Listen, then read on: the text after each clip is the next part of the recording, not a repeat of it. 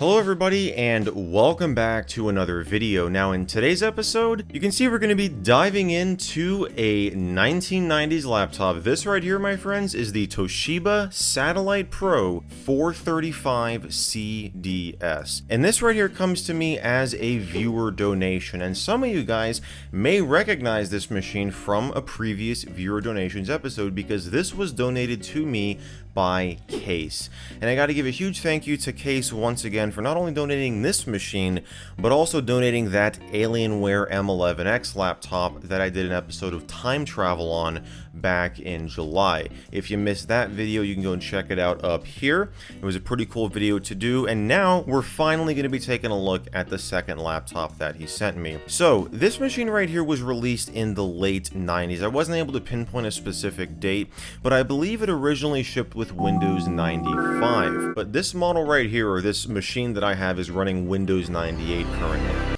And it's got an Intel Pentium processor, it's got 16 megabytes of RAM, and a 1.26 gigabyte hard disk drive. Oh my gosh, guys, that is so much storage. I'm never going to need more than that, right? But yeah, I'm just excited to dive into this. We're going to be playing some games on it, installing some software, and just checking it out. So let's get started with the port selection, as any good laptop video will do. So we're going to start here on the left side, and the first thing you'll notice next to the Kensington lock right here is this wonderful port door, which does not remain fully closed anymore. At least the door is still here. That counts for something, right? But underneath this door, you have a 9-pin serial port right here, and you have a port for your external floppy disk drive, which Case also included in his package, which is very awesome. So here it is. Unfortunately, he said that the drive itself doesn't work, but even though the drive is damaged, this will come in handy later on in the video, and some of you can probably already tell why. So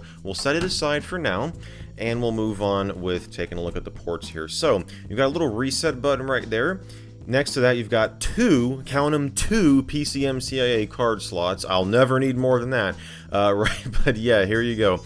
So we actually have one PCMCIA card in here. This is a 56K modem card from SmartLink. And what I really like here too is when you push this in, right, notice how the release mechanism pops up. I mean, that's standard on most PCMCIA card slots, but this one right here is not flush with the rest of the machine. But luckily, if you just pick up the plastic piece here and rotate it to the left, it will become flush with the rest of the machine. Isn't that fancy? So yeah, there you go, two PCMCIA card slots. Next to that, you've got a line-in jack, you've got a microphone jack, you have your power button. Believe it or not, the battery still holds a bit of a charge, certainly not what it used to. It can't be on battery power for very long. Anyways, let's move on to the front here. We've got your headphone jack, we've got your single speaker right here, and on the right side, we have your battery release switch and the removable CD-ROM drive. On the back, we have your VGA out, you've got your parallel port, IR up here. You've got this, which is used to connect the machine to a port replicator, which I don't have, but that's still very cool that this came with one.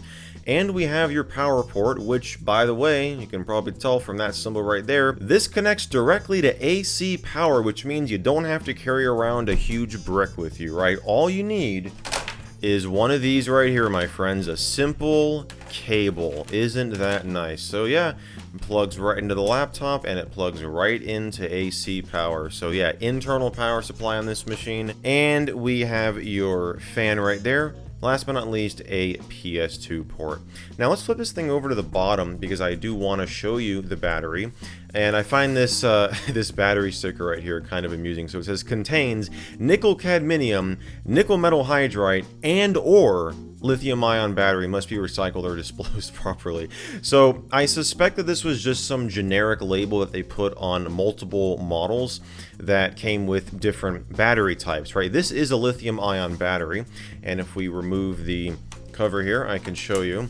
But yeah, I just thought this kind of funny because it's like, oh gosh, they just couldn't decide what battery to put in here. This is a 3600 milliamp hour battery, and like I said, still holds a charge, if you can believe that. So we'll set that aside because underneath here is the hard drive. This does, at least I believe, according to the documentation I found, this has the original 1.26 gig hard drive. So that's super nice. But we're gonna go ahead and pop the battery back in there. and put our cover back on.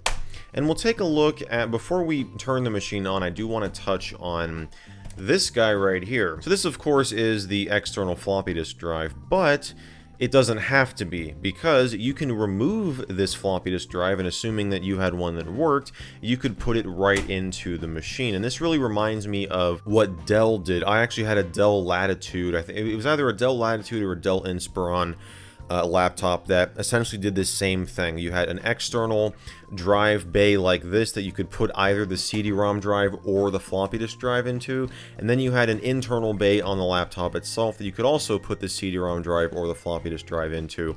In this case, the CD-ROM drive can only go in the laptop itself, because it says right here on the back that this case is dedicated to use with floppy drive only. So you cannot use this right there. CD-ROM drive will not function in this case, and I have confirmed that it indeed does not. But assuming you wanted to put the floppy disk drive in here, all you have to do is unlatch this right here. It's already in the unlocked position, and then this right here is your release mechanism. So you just pull this up and the drive pops out a little bit, and then you just take it out, and here is the CD-ROM drive. And then on the external drive bay right here, you just flip it over. On the side here, you want to push this in, and you want to push on this button here, or this mechanism, and it comes out like that. Now the drives are exactly the same size, obviously they have to be, so you could theoretically store the CD-ROM drive in here if you wanted to. Say you were traveling and wanted to save space, you could totally do that, but we're just going to put the CD drive back in since it's the only drive I have that actually works. And there we go. But yeah, a nice little external drive bay system. So let's flip it back over here and take a look at what we've got on the interior of the machine. So the keyboard I really like. Very nice keyboard, very decent quality, got a nice tactile feel to it. Your pointing device in this case is a track point. So you've got your actual track point right here, your two buttons down here. This one is left click, this one is right click. Now the unfortunate thing, one of the real major downsides of this laptop is this screen is a dual scan passive matrix display, which if you have no idea what any of that means, just know that it's an inferior display type compared to something like an active matrix display, which is far better for something like gaming. You could theoretically game on this machine if you wanted to use it as like a 90s gaming rig, like a portable 90s gaming rig, but it's not going to be ideal, as you'll see in a moment here when we try to play some games on this. And even though this is not the ideal 90s gaming machine, I am going to play some games on this just for your entertainment, and we're also going to install some programs as well.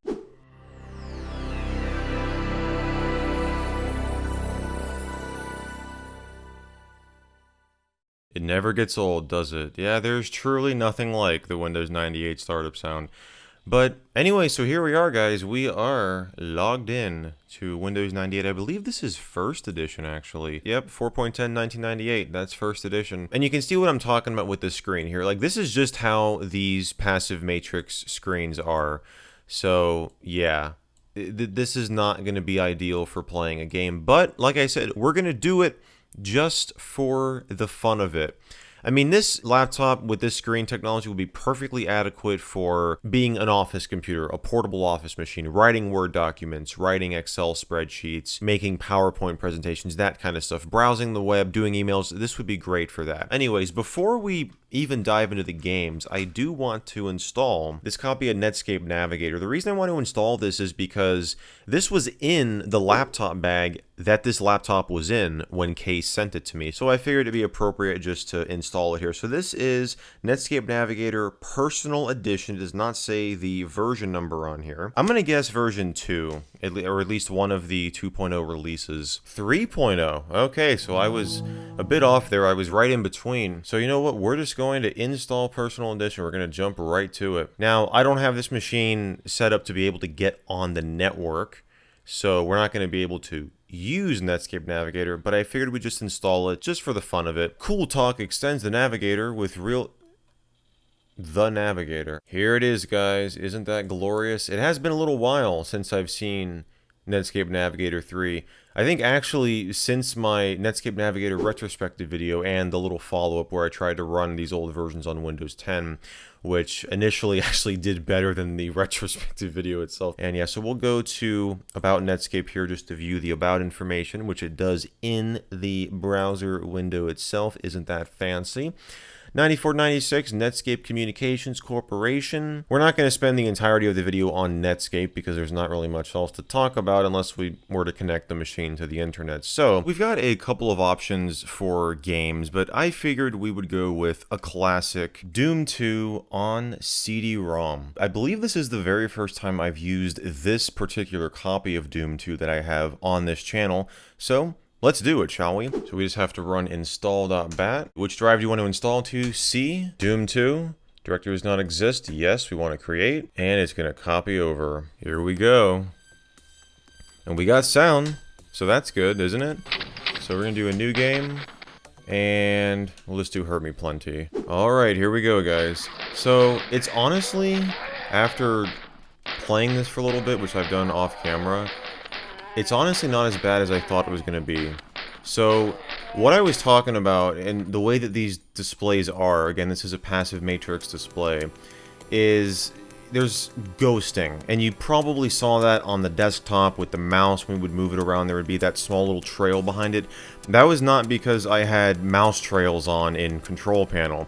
That's just the way that it displays on a passive matrix display. So it's kind of the same thing here. You can see if I move around really rapidly that you get this ghosting on the walls here, and this becomes a problem in certain games when, you know, you're fighting enemies, when there's a lot of motion, you know, like, it can really affect gameplay. This here, honestly, is actually not as bad as I thought it was going to be, but it's still not the most ideal way to play Doom 2, and now I'm actually going to get shot. Holy crap. Come on, you can do it. That was right on. No, no, no. And, okay, did I get him? Where's he at? I did not get him, and I'm dead. Yeah, you can tell it's been a little while since I've played this game here. You know what, let's tone it down a bit. And so, we'll see how far I can get. Alright, now, go through here.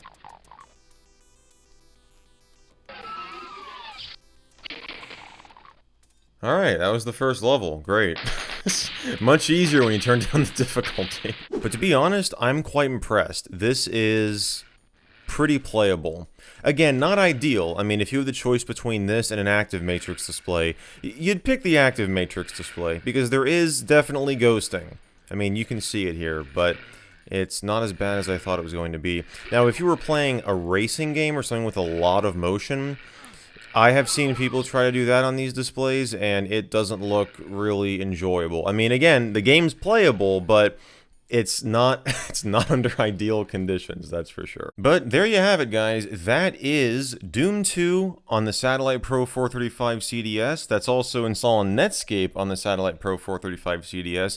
And it's an overview of the 435 CDS with its passive matrix display and all. So, guys, if you enjoyed this one, if you want to see more like it, be sure to give it a thumbs up and get subscribed down below. Turn on those notifications if you haven't already to get notified whenever I upload a new video, which I do multiple times every single week on this channel. And as always, I want to thank you all so much for watching, and I'll see you in the next video.